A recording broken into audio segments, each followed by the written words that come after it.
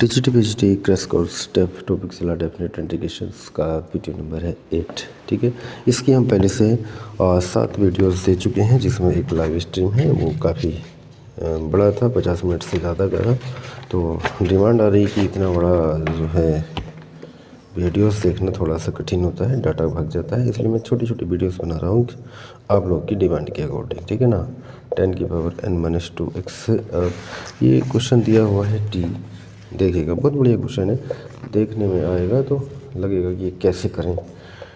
इसकी value finding करना है, थोड़ा सा खतरनाक दिख रहा है।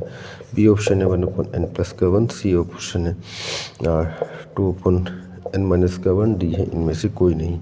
तो हमारी जो डेफिनेट यहाँ पे दिया है ग्रेटेस्ट इंटीग्रेशंस, केवल dx होता तो कोई समस्या ही नहीं थी। यहाँ पे क्या दे रखा है, ग्रेटेस्ट इंटीग्रेशन दे रखा है। तो यहाँ पे जो वैल्यूज़ होता है x 0 to π/4 दे रखा है। 0 to π/4 में x की वैल्यू लाई कर रहा है। ठीक है, तो x 0 से बड़ा है एंड π/4 के बराबर या छोटा होगा। तो ग्रेटेस्ट इंटीजर्स की बात करते हैं, यहाँ पे अगर हम ग्रेटेस्ट इंटीजर्स ले लेते हैं तो ये π/4 से सब पे ग्रेटेस्ट इंटीजर्स लगा देते हैं, क्योंकि ग्रेटेस्ट 0 का ग्रेटेस्ट इंटीजर 0 ही होता है। और ये हो जाएगा x का ग्रेटेस्ट इंटीजर और लेस देन इक्वल टू 0, क्योंकि x का mod of greatest integers of x equal to 0 होता है, यानी कि x लाई करेगा 0 to 0 के बीच में। तो greatest integers of x equal to 0 हो जाएगा, तो may be limit point follow करेगा हमारा 0 to π/4। तो 0 to π/4 में केवल लिमिट रहेगा एंड ग्रेटेस्ट इंटीजर्स हमारा क्या हो जाएगा, x ग्रेटेस्ट इंटीजर्स यहाँ पे 0 हो जाएगा। तो इंटीग्रेशन ऑफ 0 to π/4 और 10⁻n-2x अगर कॉमन निकालता हूँ, ठीक है, और 1+10², देखते हैं 1+10² कैसे बना होगा। nx + 10⁻n-2x, ठीक है, एन dx, उसकी वैल्यू ख़त्म हो गई। अब ये बन जाता है सिंपल क्वेश्चन। अगर ये सिंपल सा क्वेश्चन है तो इसको थोड़ा सा क्या करेंगे, जैसे सॉल्व करते आए वैसे ही करेंगे। n-2 कॉमन ले लेता हूँ, ये इंटीग्रेशन चल रहा है 0 to π/4 और 10⁻n-2 कॉमन अगर निकालते हैं हम n-2x, तो यहाँ बचेगा अपॉन में लेंगे n-2, यानी कि 10⁻2 पे ऊपर जाएगी 10² और यहाँ से पूरा कॉमन आ गया 1 आ जाएगा dx। 1+10² sec² हो जाएगा। ये फॉर्मेट बनाने के लिए ही ऐसा किया गया था, 10⁻n-2x और sec² n dx। यहाँ पे हम वैल्यू पुट करेंगे, 10x = t मानेंगे, 10 को t मानेंगे, 10x = t, यानी कि sec² dx = हो जाएगा dt। ठीक है, तो इसका आंसर मुझे ये वाला आने वाला है। मैं इसको थोड़ा सा सॉल्व कर देता हूँ, यानी कि जैसे 10x को t मानेंगे, डिफरेंशिएशन करेंगे, sec² dx = dt हो जाएगा। ये पोर्शन हो गया dt। लिमिट x = 0, ये x की लिमिट है, x = 0 तो 10 0 0, x = 0 तो t = 0 आएगा, x = π/4 तो t = आएगा 10 π/4 यानी कि 1।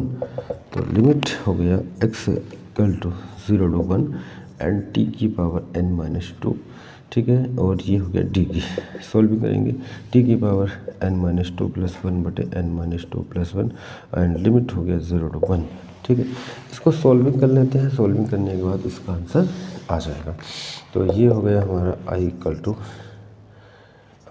t⁻n-1/n-1 limit point 0 to 1 1/n-1। देखते हैं आंसर ये बनता है कि ये बनता है, मे बी n-1 बन रहा होगा शायद। और लिमिट पॉइंट देखें 1/n-1 तो 1/n-1 0, आंसर आ रहा n-1, पहला वाला इसका ऑप्शन आंसर होगा। ठीक है, नेक्स्ट क्वेश्चन नंबर 2 भी और पढ़ते हैं। और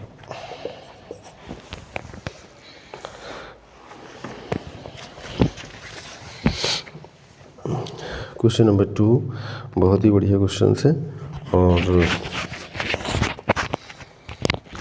जैसे कि क्वेश्चन दिया हुआ है d/dx f(x) बराबर e⁻sin x/x, x is greater than equal to 0 if 1 to 4 3/x e की power sine x cube and d x equal to f के माइनस का f1 then one of the possible value of k is k का इनमें से कोई सा एक possible value है। ए ऑप्शन है 15, बी है 16, सी है 63 एंड डी है 64। तो आंसर इसका आता है 64, one of the possible value. ठीक है, तो करते क्या है, यानी कि जो फंक्शंस हमारा दे रखा है, ये क्वेश्चन है, फंक्शन दिया है d/dx f(x) बराबर e की पावर x माइनस 1 दिस, इसका इंटीग्रेटिंग कर देते हैं क्योंकि यहाँ पे फंक्शन का इंटीग्रेटिंग हो रहा है। ठीक है ना, तो f(x) हमारे पास था, यानी इसको फंक्शन बना लेते हैं, जहाँ dx लगा हुआ है, तो इसका इंटीग्रेटिंग करने के बाद इंटीग्रेशन करेंगे तो यहाँ पे ये डिफरेंशिएशन हट जाएगा और इधर आ जाएगा इंटीग्रेशन। ठीक है ना, एंड dx इक्वेशन नंबर इसको मैंने मान लिया फर्स्ट। जो ये फंक्शन था इसका क्या किया मैंने, integrating on both sides. Integrating करने के बाद ये लाइन इसकी आ चुकी है। उसके बाद मैंने इक्वेशन नंबर फर्स्ट माना और आल्सो मैं जो कंडीशन जो मेरे पास दिया हुआ है उस कंडीशन को लेता हूँ 1/4 3/x e की power and sine x cube and dx। ये लिमिट पॉइंट हो जाएगा 1 to 4 3x² बटे x की घात 3। ठीक है, 2 से ऊपर नीचे गुणा कर देंगे एंड ये हो जाएगा sine x cube and dx। ये मैंने क्यों किया, क्योंकि एक फॉर्मेट हो जाता है हमारा इस तरह से, अगर इंटीग्रेशन एंड डिफरेंशिएशन दोनों दिया हुआ है एफ के माइनस का f1 यानी upper limit minus lower limit, तो एफ के की जो क्वांटिटीज़ है इसके डिफरेंशिएशन के बराबर होगी। देखिएगा ये जो क्वेश्चंस है x की घात 3 था, x की घात 3 को मैंने 3x² यानी इसका डिफरेंशिएशन बनाया 3x², और ये x की घात 3 इसको नीचे बना लिया। ठीक है, तो ये जो पोर्शंस है ये हमारा एक टर्म्स के इक्वल हो जाएगा। यहाँ पे हम x की घात 3 को कुछ मान लेते हैं, जैसे z वगैरह मान दिया। इस वाले पोर्शन में हमें कोई वैल्यू फाइंडिंग करना है, जो हमें क्वेश्चन दे रखा है एफ के माइनस f1, यानी इतने का मान किसके इक्वल था, एफ के माइनस f1 के, ये इक्वल में दे रखा है। यानी कि हम क्वेश्चन को डायरेक्टली सॉल्व करेंगे तो हमें के की वैल्यू फाइंडिंग करना है। ये हमें दिया हुआ है तो कोई मैटर ही नहीं करता है, इसको हम सोल्व करने ही वाले थे, तो हम इसको सोल्विंग करते हैं। क्या करेंगे, x की घात 3 को हम z मान लेंगे, कुछ मान लेते हैं क्योंकि लिमिट भी कन्वर्टिंग हो जाएगी, और इसका डिफरेंशिएशन ये आ गया x3x² dx इक्वल टू कुछ हो जाएगा, क्योंकि t मैंने नहीं माना तो t मान सकता हूँ, x की घात 3 को मैंने अगर t माना लेट, तो यहाँ हो जाएगा 3x² dx equal to dt। तो ये जो पोर्शन है 3x² एंड dx का मान क्या हो जाएगा dt। ठीक है ना, ये dt में कन्वर्ट हो गया, ये t हो गया एंड e की पावर साइन t। अब लिमिट चेंज करना होगा, x इक्वल टू 1 रखेंगे तो t इक्वल टू 1 रखा आएगा। x इक्वल टू 1 पर ये x का मान था, और अब हमारी जो लिमिट आएंगी t की, तो t equal to 1, x equal to 1 रखा तो t equal to 1, x equal to 4 रखा तो 4 की पावर 3, 4 की घात 3, 4 चौक 16 चौका 64, ये आया 64, और ये हो गया e की पावर साइन टी, और नीचे हो गया टी, और ये हो गया डी टी, ई की power sign T by T D T. ये हमारा लिमिट पॉइंट आ चुका है। अब जो फंक्शन था हमारा, फंक्शन क्या था, ई की power sine x by x, तो उसी फॉर्म में फंक्शन आ चुका है, ई की power sine x by x वाले फॉर्मेट में, यानी कि ये हो जाएगा हमारा फंक्शन। ठीक है, ये क्या हो जाएगा, हमारा फंक्शन हो जाएगा, क्योंकि और यही समीकरण नंबर 1 भी मैंने यही बनाया है, डिफरेंशिएशन दिया था और उसका इंटीग्रेशन लग गया, तो ये हमारा फंक्शन हो गया। तो इसको हम कह सकते हैं F of T function of T का फंक्शन है एंड लिमिट पॉइंट 1 to 64, और इक्वल में चल रहा है हमारा एफ ऑफ के minus F of 1, F of के माइनस का एफ ऑफ 1, तो एफ ऑफ 64। इसमें आप क्या करते हैं, एक लाइन और बचा है आंसर, यानी कि लिमिट डालेंगे एफ ऑफ 64 माइनस का एफ ऑफ 1 बराबर एफ ऑफ के माइनस का F of 1, upper limit minus lower limit, यानी के इक्वल टू हमारा आ जाएगा 64। ठीक है ना। तो के का मान आ रहा है 64, ये इसका क्या हो जाएगा आंसर हो जाएगा। थोड़ा सा टिपिकल सा था, पर ये क्वेश्चन NBS KBS एंड प्रवक्ता है ना, प्रवक्ता यानी PGT एंड LT, बहुत बढ़िया क्वेश्चन है वहाँ के बेटर के लिए, क्योंकि ऐसे क्वेश्चन आते रहते हैं। ठीक है, नेक्स्ट क्वेश्चन की ओर बढ़ेंगे। अगला क्वेश्चन, क्योंकि सभी क्वेश्चनों का जो अच्छे से अच्छे क्वेश्चन है सबको इस सॉल्यूशंस में या इन बुक्स में बना के रखा गया है, ताकि किसी प्रकार की कोई समस्या ना हो। और समस्या बस यही थी, थोड़ा सा बुक्स में मिस प्रिंटिंग था और टाइप करने वाले की गलती कह सकते हैं उसको। ठीक है, और उसको थोड़ा साइज उसने फ़ॉन्ट बड़ा कर दिया, इसलिए वो काफ़ी हैवी हो गई थी, है ना। और बाकी कोई ख़ास प्रॉब्लम उसमें नहीं थी। f(cos)x मेरी ओर से कोई समस्या नहीं थी, मैंने काफ़ी सिलेक्शन करके क्वेश्चन उसमें रखे थे। एंड डी है इसमें π/2 0 to π/2 f(sin)x and dx, ये इसके ऑप्शन है। इनमें से एक इसका आंसर आने वाला है। ठीक है, π0 to π/2 f(cos)x dx, ये इसका आंसर रहेगा। ठीक, x(sin)x दिया है, x(sin)x दिया है, इसके किसके इक्वल होगा। तो पाई में चल रहा है तो हम कन्वर्ट करेंगे किसको π/2 में, है ना। कन्वर्ट कर देते हैं किसमें π/2 में। π/2 में नहीं करते हैं तो पहले इसको मैं आई मान लेता हूँ, जैसे मैंने इक्वेशन नंबर इसको फर्स्ट मान लिया। तो by the properties of definite integration 0 to π, यह हो जाएगा π-x, ठीक है ना, π-x and f of sign π-x and dx by the properties of definite integration यानी कि टी। इक्वेशन नंबर फर्स्ट हमारे पास ये था, इसमें मैंने लगा दिया प्रॉपर्टीज ऑफ डेफिनेट इंटीग्रेशन। और इंटीग्रेशन की जो प्रॉपर्टीज़ होती है ये हो गया हमारा साइन बनी टी माइनस का थीटा यानी कि साइन थीटा यानी साइन एक्स हो गया यहाँ पे dx। इक्वेशन नंबर 2, एडिंग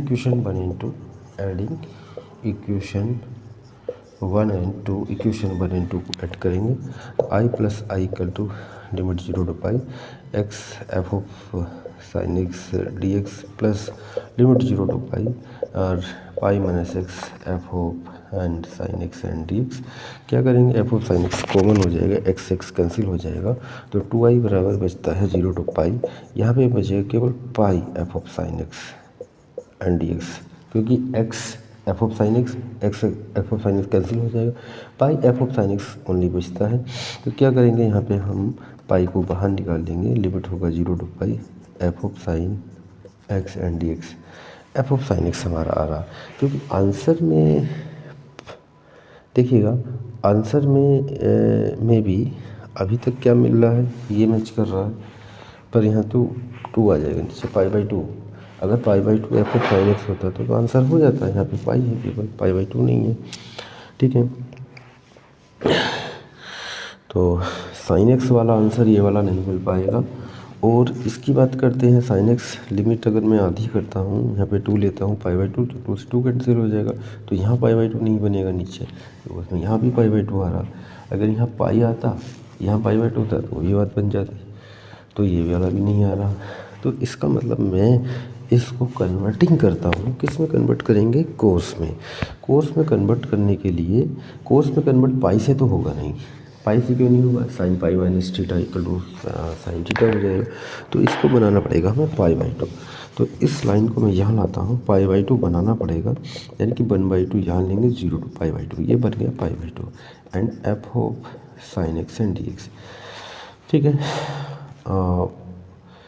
कुछ गलती हुआ, हाँ गलती हुआ यहाँ पे 2 आएगा ऊपर, वो 2 नीचे ले लिया, 2 0 to π/2, ठीक है ना। 0 to 2 है तो 2 0 to a होता है, अभी बहुत बड़ा गलती हो जाता, तो i बराबर पाई 0 to π/2 f of sine x and dx।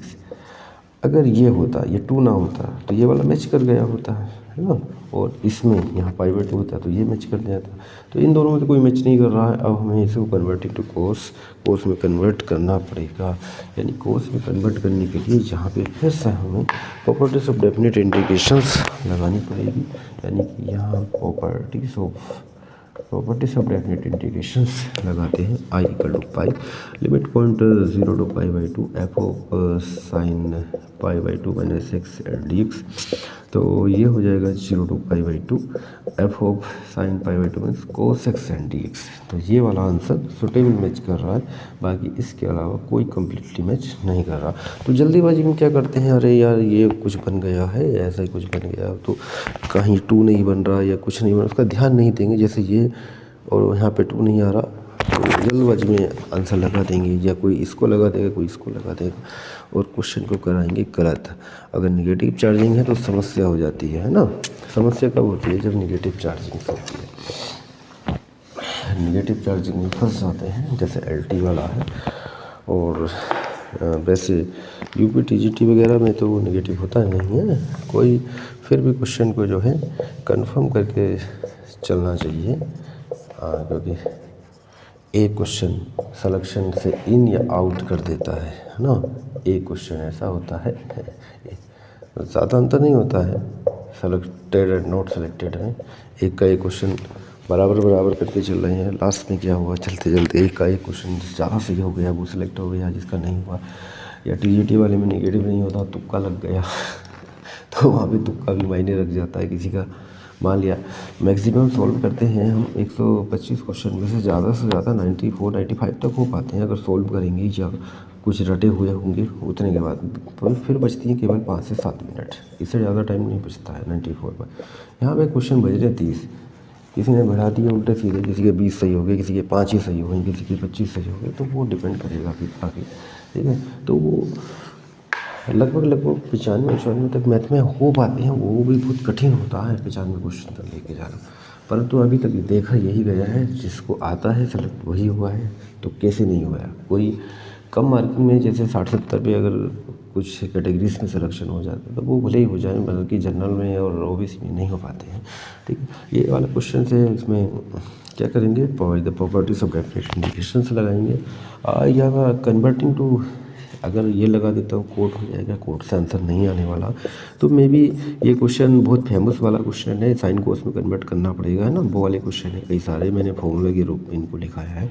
ये हो जाएगा sine x by cos x, तो ये 0 टू पाई बाई टू, ऊपर जाएगा cos x upon cos x plus का साइन एक्स, अब हो जाएगा, ठीक है ना। ये हो गया हमारा कोस एक्स।